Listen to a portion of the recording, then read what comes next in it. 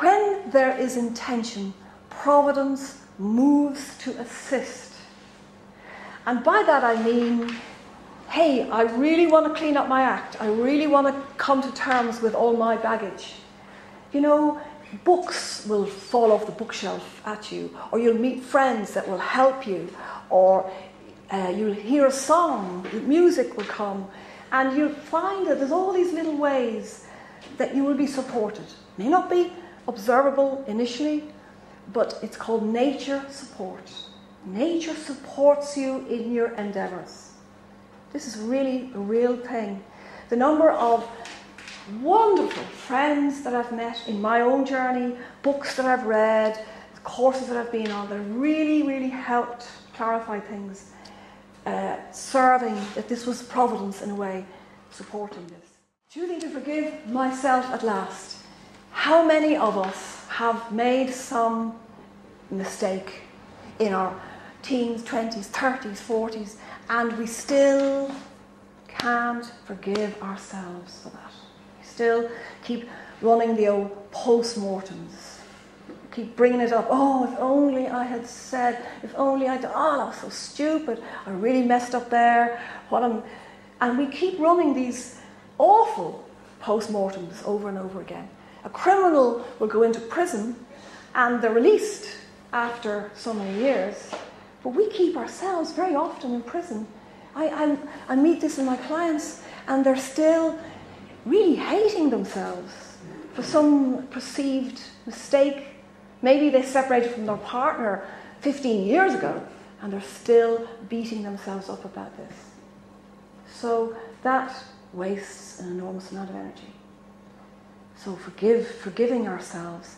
You know, we can't even begin to start to look at forgiving another person until we've begun to forgive ourselves. It's just not possible.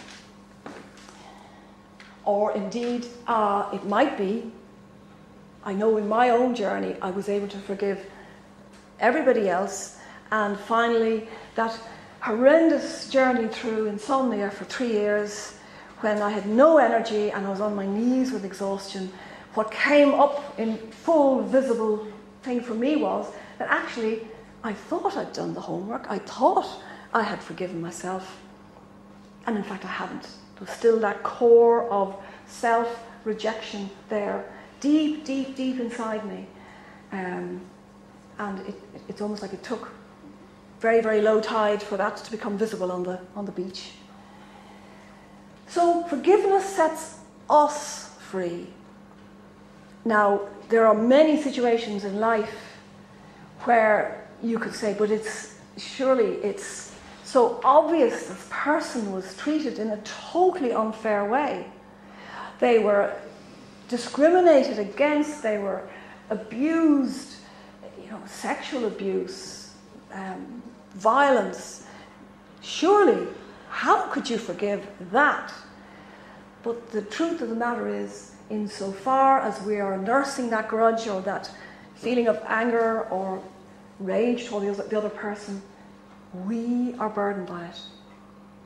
It's like you've got a fridge full of fresh food and there's all the rotting, maggoty stuff at the back. Hair's growing out of it. And you keep putting fresh food in all the time.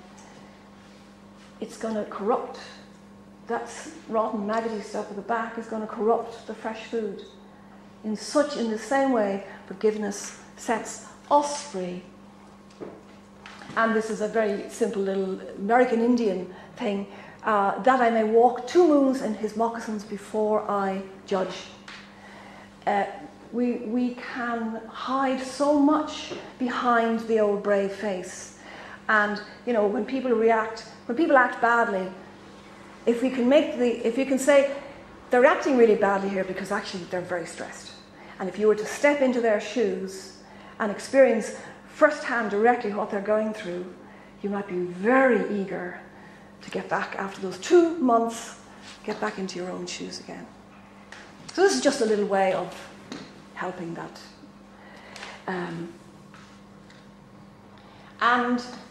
I bet you all of you can relate to this. There have been something has happened in your life that caused you, some challenge that caused you to have to plumb the depths of your own courage, your resources, be it a physical illness or an illness of a loved one or a separation or a bankruptcy.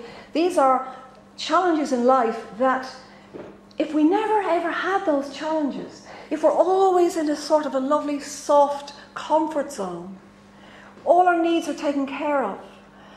You know, the very, very wealthy, who you could say are cushioned, completely cushioned from life in this comfort zone. They want something, they have it immediately. The people who would or grow up in an environment where the parents are jumping to sort the child out immediately. She wants it, she's got to have it immediately. Those people never learn to develop any muscle for life. They never develop any resources, any coping mechanisms. And they become weak. In the same way as if we never ever use our muscles, they atrophy. So I bet you can all relate to some challenge in your life that was hell on wheels when you're going through it. I mean, when I was in the midst of that bloody insomnia period, 3 years of horrendous insomnia, and thinking, what good can possibly come out of this? I mean, I've had to withdraw on all levels in my life. I stopped teaching yoga, stopped psychotherapy practice. I couldn't do anything. I'm exhausted, tired all the time. What's the gain in this? And yet, when that period was over, I remember a client saying to me, oh, thank you so much, Eugenie, for your patience. And I kind of laughed aside because I thought, patience? You haven't even scratched the surface. Because I had to find the patience. I had to find the courage to get through that awful period. So actually, all of you, you can be going through like the dark night of the soul, and you will be learning. You have no idea. You can be learning so much when you go through that challenge.